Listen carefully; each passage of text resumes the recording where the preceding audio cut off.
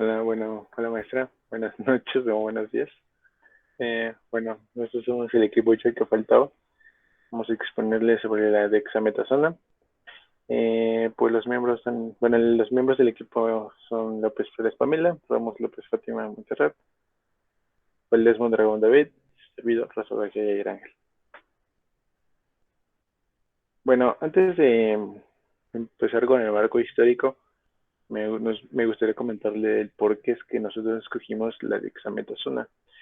Bueno, primero le voy a decir qué es la dexametasona para ir agarrando un poco la onda. Bueno, la dexametasona es un glucocorticoide sintético que actúa como las hormonas esteroideas que nuestro cuerpo secreta, específicamente las glándulas suprarrenales. Y pues estas cumplirán las funciones como antiinflamatorias e inmunosupresores. Nosotros escogimos la dexametasona ya que leímos un artículo sobre las personas que sufrían de COVID. Este artículo salió el año pasado, en el 2020, y se llevó a cabo en Inglaterra, donde médicos de varios hospitales se dieron cuenta que las personas que se contagiaron de COVID y que lamentablemente necesitaban un respirador o ese punto, eh, si se les administraba dexametasona, el riesgo de que murieran disminuía, no mucho, pero sí un 5, estaba del 5 al 10%. Entonces, por eso es que desde esa investigación es que varios doctores empezaron a administrar dexametasona a personas que tenían ya síntomas muy graves. Pero se dieron cuenta también de que las personas que tenían síntomas muy leves, no era muy necesario administrar dexametasona, ya que, como le había comentado, la dexametasona va, va a funcionar como un inmunosupresor. Entonces, pues a estas personas que tienen síntomas leves les podría causar ya sea síntomas mayores de que pues, le estás bajando sus defensas o que se puedan enfermar de otra cosa. Bueno, ya teniendo en cuenta el por qué es que nosotros nos quisimos enfocar en la dexametasona, ahora sí me gustaría comenzar a hablarles sobre el marco histórico. Primero, todo comienza en los años de 1930, más o menos, donde el fisiólogo Edgar Calvin Kendall, que es el de la imagen que tenemos aquí, era un profesor de fisiología que trabajaba en la clínica Mayo, en Minnesota. Y él estaba muy intrigado sobre el funcionamiento de las glándulas suprarrenales y quería saber qué sustancias producían. Entonces, él extirpó varias glándulas suprarrenales de bueyes y las aisló. Y de estas pudo aislar 6 sustancias desconocidas y una de ellas le llamó mucho la atención y la denominó como compuesto E. Pero pues para no confundirla con la vitamina E o así, le cambió el nombre por cortisona.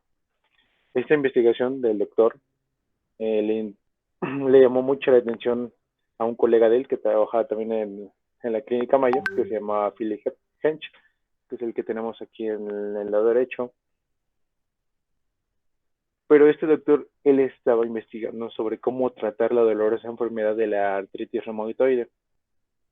Y bueno, estando viendo toda esta investigación del doctor Kendall, eh, Hench sospechaba de que la enfermedad de la artritis reumatoide se debía a una alteración bioquímica y dijo, tal vez se puede llevar, bueno, está relacionada con las hormonas glandulares. Entonces, por eso es que se asoció mucho con Calvin Kendall. Entonces ellos empezaron a investigar mucho sobre este compuesto E, que les he dicho, la cortisona, pero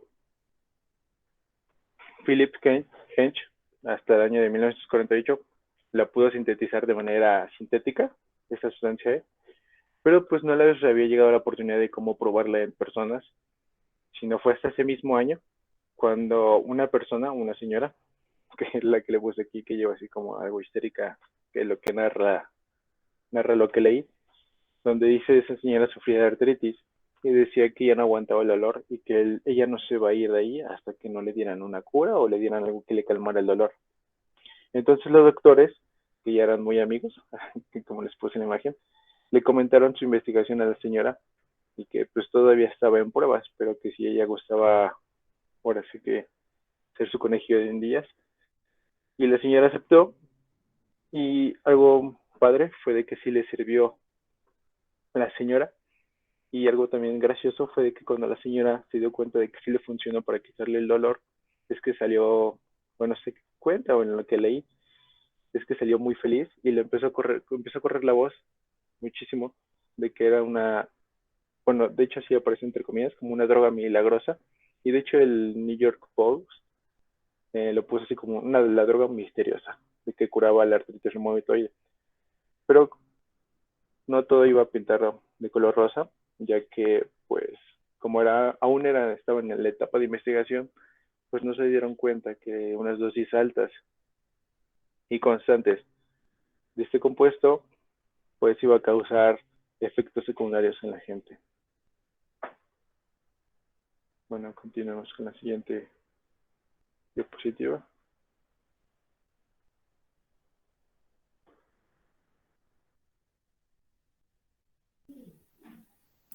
Ah, bueno, la desametaxona es producida por varias farmacéuticas y laboratorios y la podemos encontrar en diferentes formas farmacéuticas, como son los comprimidos, que los hay de 4, 8 y 20 miligramos, cápsulas cigajeas de 150 miligramos, también lo hay en gotas oftálmicas, que van desde los 0,9 hasta 3 miligramos, las ampolletas de 8 miligramos y cremas o ungüentos. La siguiente, por favor.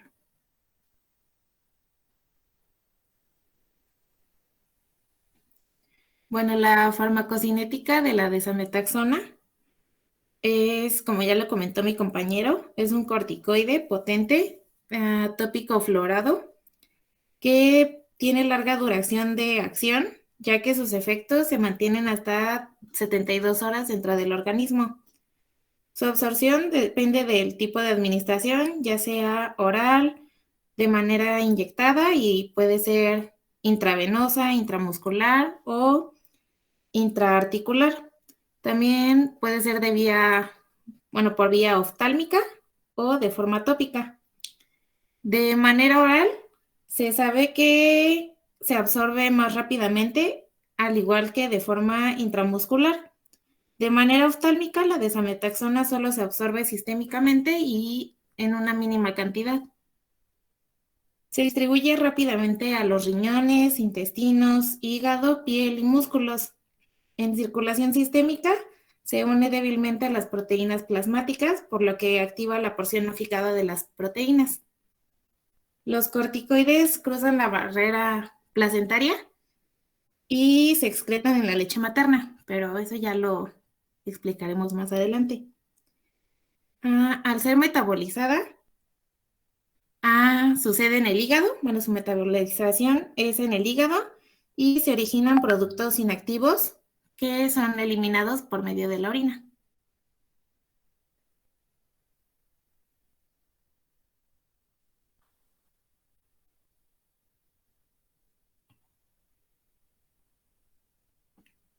Bueno, en su farmacodinámica, los glucocorticoides causan profundos y variados efectos metabólicos, por lo que se modifica la respuesta inmune a diversos efectos. La desametaxona se une a los receptores glucocorticoideos citoplasmáticos o GRS. Esta los activa y los GRS activados van hasta el núcleo donde se produce una regulación al alza de los genes. Esto provoca efectos antiinflamatorios, por lo que inhibe las citoquinas, provocando una respuesta inflamatoria, y también inhibe la síntesis de prostaglandinas y leucotrienos, que son sustancias mediadoras de procesos vasculares y celulares de la respuesta inmunológica. Por lo tanto, se reduce la vasodilatación y la actividad leucocitaria.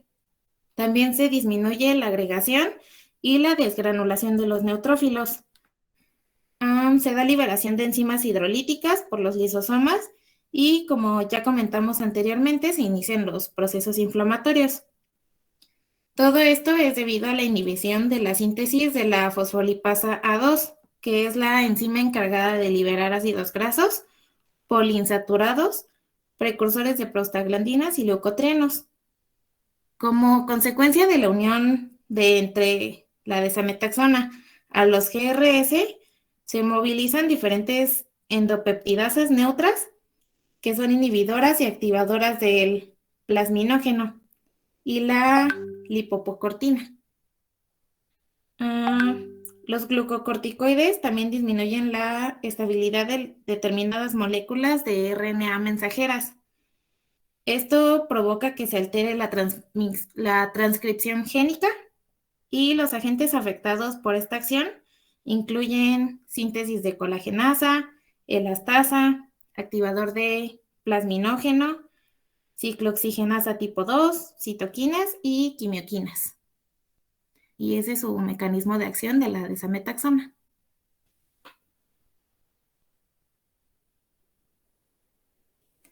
Y bueno, entre otras acciones biológicas que tiene la desametaxona, también los corticoides exógenos producen la supresión del eje hipotalámico hipofisiario adrenal o HHA por medio de un mecanismo de retroalimentación negativa.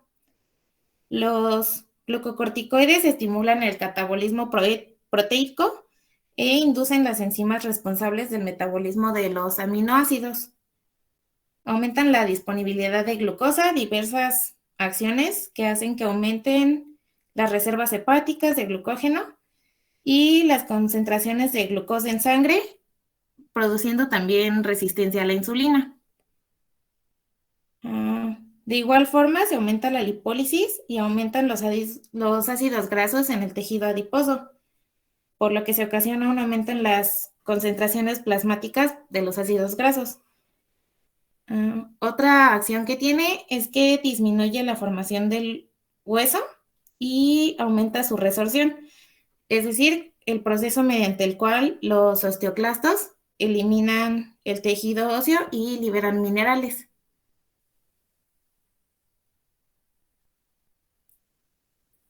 También llega a inhibir la reproducción y eso es todo.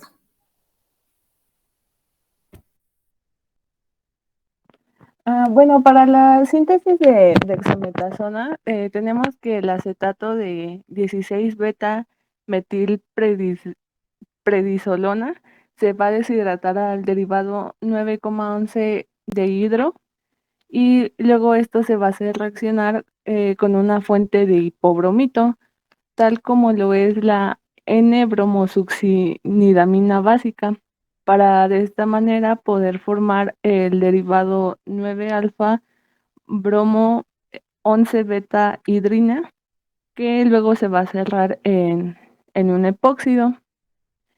El derivado de BMD de dexametasona se va a sililar con trimetilclorosilano e imidazol en dimetilformamida para de esta manera poder dar lugar al derivado 3 de 11 beta trimetil sililoxi BMD. Y bueno, posteriormente vamos a hidrogenar el doble enlace sobre paladio al 5% para dar el 4,3 oxoesteroide. La oxidación del 4 con permanganato de potasio metaperiodato de sodio nos da el seco ácido 5, que en el tratamiento posterior con anhídrido acético, pues el acetato de sodio y la trietilamina dan lugar al enolactona 6. Una vez que tenemos esto, la enolactona 6 se hace reaccionar con 14C metilmagnesio yoduro para dar un producto 7A que en el calentamiento a reflujo con litio nos va a dar el 4,3 oxoderivado 8. Este compuesto se va a calentar a reflujo con ácido M-yodilbenzoico y dice el cenuro de difenilo en tolueno para que esta reacción nos pueda dar el 1,43 oxoesteroide 9.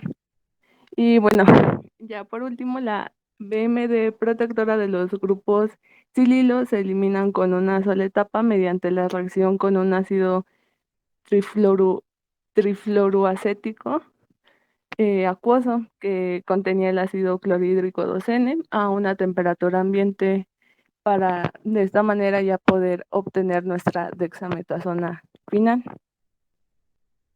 Ya la que sigue, por favor.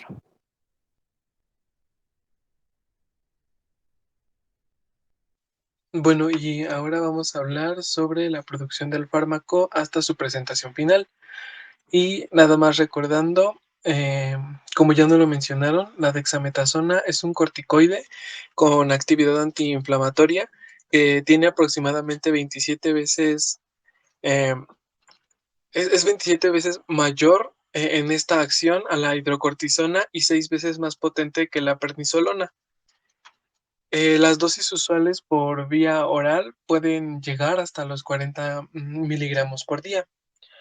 Para su elaboración se emplean comúnmente cápsulas del número 2 y es indiferente el color, pero se aconseja que sean las blancas para que haya una uniformidad en todos los puntos en los que se distribuya este fármaco. Como excipiente se aconseja a la celulosa microcristalina y como colorante para comprobar que los polvos quedan homogéneamente mezclados, se utiliza la riboflavina o la vitamina B2. Entonces tenemos que nuestras materias primas van a ser la dexametasona, la celulosa microcristalina, la riboflavina y las cápsulas del número 2 blancas.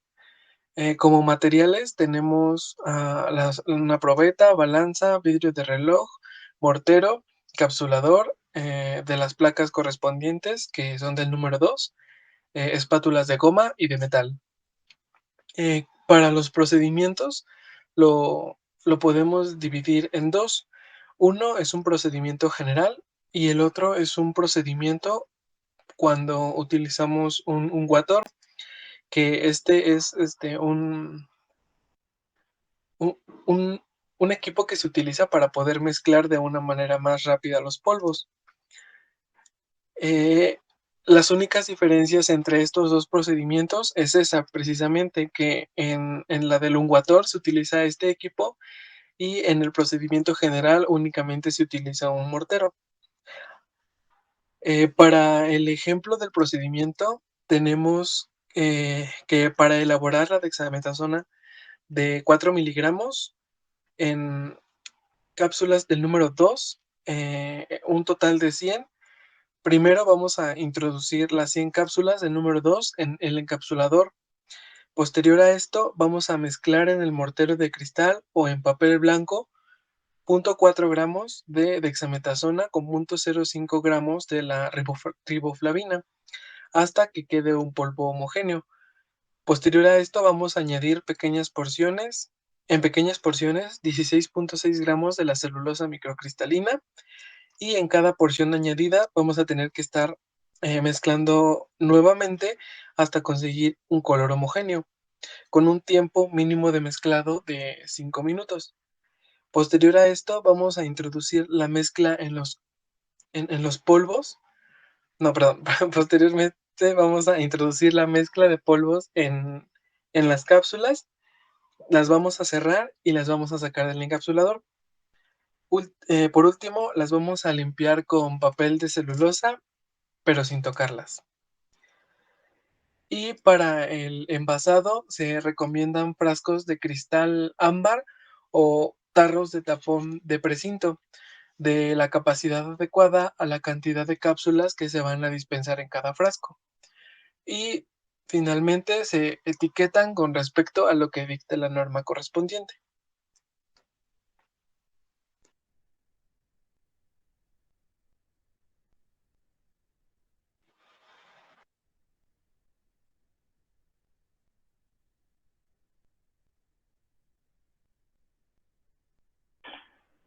Ya, que bien escucho ahora sí. Bueno, les voy a hablar ahora sobre las restricciones y contraindicaciones que tiene la dexametasona. Bueno, primero voy a empezar con las contradicciones. Bueno, eh, no debe administrarse en casos de hipersensibilidad a la dexametasona, personas que sufren de diabetes mellitus o infecciones virales. Pero tal vez se preguntan, ¿pero por qué qué tiene que ver la diabetes mellitus? Bueno, encontré que en un estudio que se observó que el uso de dexametasona aumentaba en medida la glucosa plasmática en comparación con aquellos pacientes que no se les administró dexametasona. Pero algo que encontré en las conclusiones fue de que mmm, no fue estadísticamente significativo esta alza en la glucosa plasmática, pero pues ahora sí que varios autores no prefieren arriesgarse, entonces por eso es que no.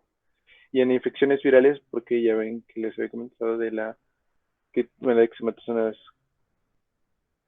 mm, un inmunosupresor. Y para las restricciones, no se debe usar mujeres que están embarazadas o que están lactando, ya que se ha visto que estos, la dexametasona, bueno, en estudios se ha visto que la dexametasona en animales de laboratorio se ha demostrado que estos corticoides pueden atravesar la placenta y se sabe que son teratogénicos. ¿Pero qué es un teratogénico? Bueno, un teratógeno es un agente capaz de causar un defecto congénito. Entonces, pues eso sí hay que tenerlo muy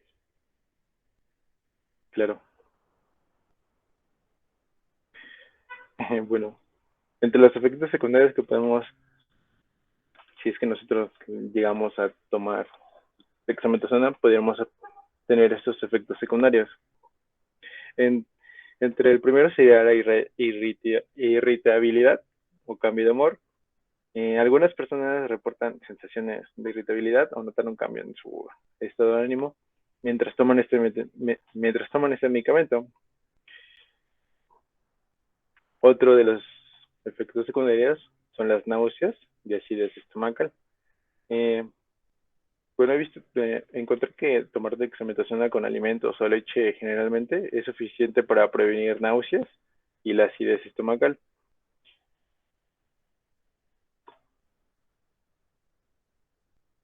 Y también, encontré que se debe de evitar comer las cosas que empeoren los síntomas y esto se puede probar con antiácidos como puede ser la leche de magnesia o comprimidos de calcio como Tums. También entre otros de los efectos secundarios es el aumento del apetito, ya que la dexametasona puede producir más hambre o sed de lo normal. Y para esto se recomienda que se beba mucho líquido y trate de consumir bocadillos saludables. Y estos pueden ser muy variables. Y entre otros de los que encontré y que eran muy comunes, eran los dolores de cabeza. Pero pues nos preguntaremos, pero pues, ¿cuánto duran estos efectos secundarios de la dexametasona? Bueno, encontré que con una vida media de 4 horas, la cantidad de tiempo que le toma al cuerpo eliminar la mitad de una dosis, por ejemplo, una dosis de 20 miligramos se elimina del cuerpo en aproximadamente 24 horas. Y, por ejemplo, de los efectos secundarios que les mencioné, como los cambios de humor o la ansiedad, desaparecen en eso, no tardan ni 1 hora o 2 horas. Entonces, de eso no hay que tanto que preocuparnos.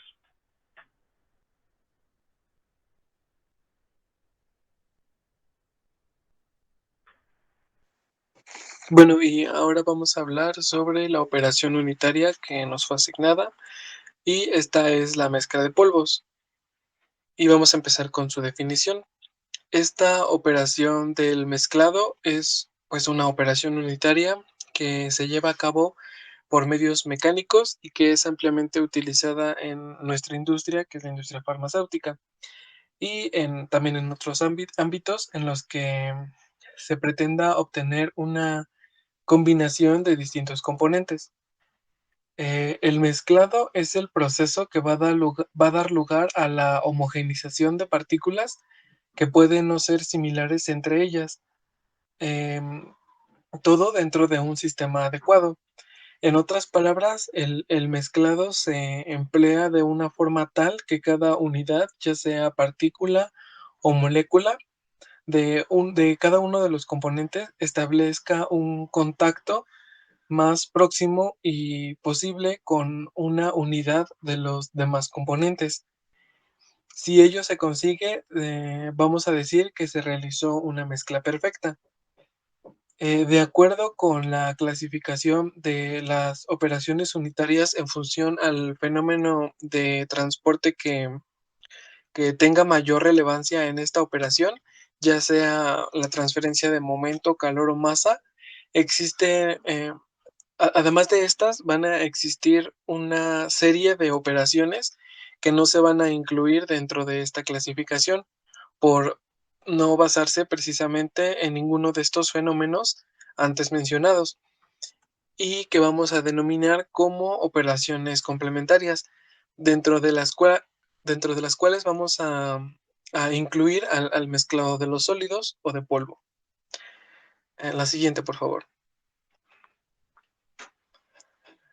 Bueno, y dentro de las ventajas y desventajas para poder abordar este tema, es importante mencionar algunos de los factores que pueden afectar la calidad de la mezcla, por lo cual pues es crucial su estudio durante el desarrollo y la producción de un nuevo producto, las características físicas de los polvos, tales como la densidad de la partícula, su forma, el tamaño o la porción, las propiedades superficiales y la intensidad de cohesión, además de aspectos relacionados con el equipo, que son los mezcladores utilizados, lo cual se estudiará más adelante.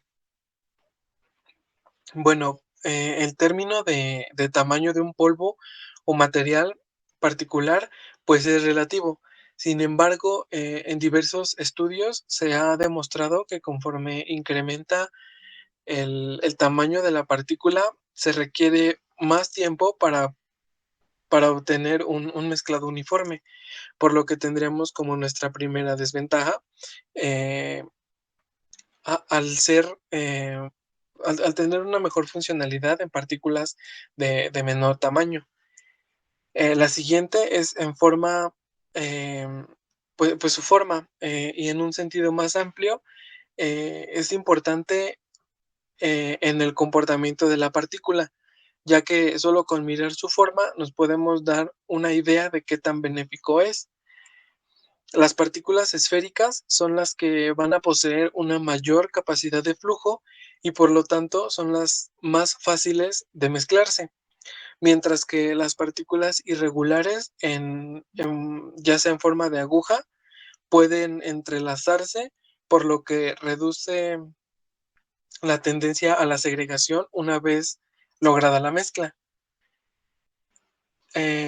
Otra eh, diferencia o ventaja y desventaja es en las densidades de los componentes pues, de la mezcla que queremos obtener, ya que pueden surgir varios problemas.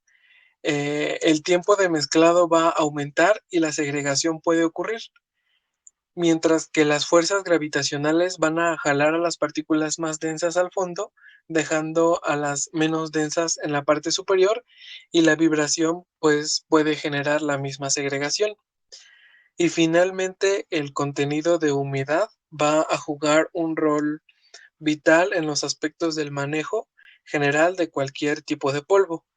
En el caso de productos higroscópicos, la humedad relativa puede modificar el tamaño de las partículas por la formación de agregados.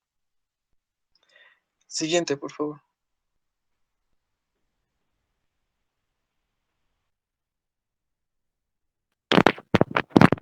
Bueno, pasando a los equipos empleados, tenemos que para esta operación unitaria se emplearon los mezcladores y su objetivo es mover las partículas de los ingredientes para de esta manera conseguir un conjunto homogéneo de los mismos. En primer lugar, les voy a mencionar el mezclador de listón, que consiste en una cubeta semicilíndrica normalmente provista de 2 o más espirales de cinta. Un espiral va a ser de mano derecha y otro de mano izquierda. De esta manera, el material se va a poder mover de ida y de vuelta dentro de la cubeta y pues esto pues lo clasifica como un mezclador conectivo. Entre las ventajas tenemos que suele permitir menos segregación cuando se manejan partículas de distintos tamaños y también que por el alto corte de la cinta va a ser ideal para polvos cohesivos. Otra ventaja es que va a presentar facilidad para adaptarlo a procesos continuos. Y bueno, en cuanto a sus desventajas, tenemos que tiene regiones de estancamiento o puntos muertos y pues esto va a generar una gran variabilidad de las concentraciones de los componentes y como consecuencia de esto vamos a estar produciendo productos fuera de especificación. La que sigue, por favor. Bueno, en segundo lugar tenemos el mezclador planetario, que bueno, este nombre lo va a recibir debido a las cuchillas que, está, que están en su estructura y estas están dispuestas en ejes paralelos horizontales que giran en sentido contrario una de la otra. El tazón es un cilindro con una sección semiesférica que está fijado a un marco semicircular en el tiempo de mezcla. El batidor está conformado para que pueda coincidir con la superficie curvada del interior del recipiente y el batidor va a proveer dos tipos de movimiento. Uno va a ser sobre su propio eje a alta velocidad y el segundo movimiento es del eje vertical que va a rotar alrededor del centro del recipiente a una velocidad relativamente baja. Dentro de las ventajas destaca que este mezclador puede trabajar a diferentes velocidades, pero va a ser más útil para granulaciones húmedas. Y bueno, una de las modalidades de mezcladores para productos secos son aquellos donde el material se mueve como consecuencia de la rotación del recipiente que lo contiene. Y bueno, estos se van a denominar como mezcladores de volteo y en estos encontramos a los siguientes. La que sigue, por favor. El primero de estos es el mezclador BIN, que es uno de los eh, pues más avanzados en cuanto a la tecnología de mezcladores por volteo. Y bueno, fue diseñado para que después de terminar el mezclado pueda retirarse el contenedor de la máquina y transportarse al siguiente proceso de operación sin tener pues la necesidad de descargar el contenido en un recipiente secundario. Como ventajas vamos a tener la fácil carga del producto, operación y descarga del material, la forma de las paredes, que esta va a asegurar la completa descarga del material, permitiendo pues unos mayores rendimientos, y la reducción de partícula. Bueno, esta va a ser reducida debido a la ausencia de barras de movimiento y agitadores.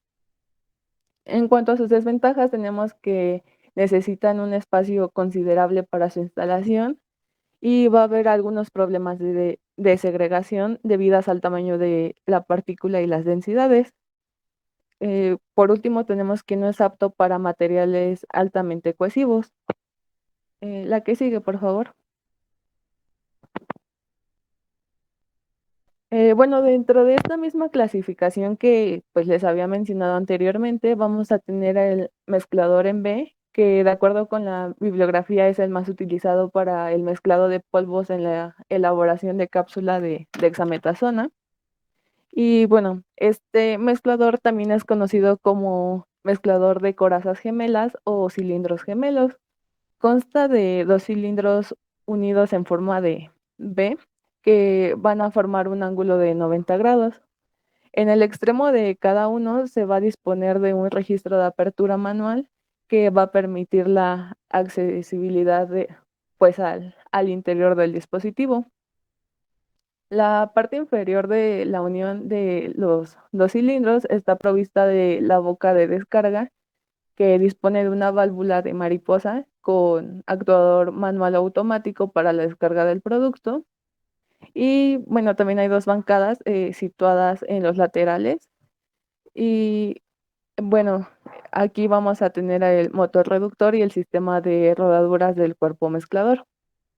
Entre las principales ventajas de este equipo vamos a encontrar que va a haber resultados precisos debido al movimiento continuo de los cilindros, descarga casi completa del material del producto, uso seguro para los usuarios, ya que pues va a haber un mayor soporte pues en la estructura, una cómoda limpieza y mantenimiento, mínima contaminación de las mezclas debido a la simetría y el sello hermético que posee, altas capacidades y bajo consumo de energía y la capacidad de humidificación.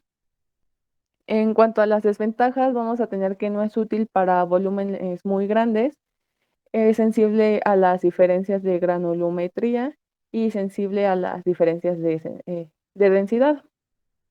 Bueno, en este equipo el proceso de mezclado pues se lleva a cabo a través de la fricción entre el material y las paredes del recipiente y entre las mismas partículas. Este movimiento va a ocasionar que el material corra y carga dentro del recipiente, resultando dentro de pues una mezcla difusiva. Ya la que sigue, por favor. Bueno, pues esto sería todo de nuestra parte. Pues muchas gracias.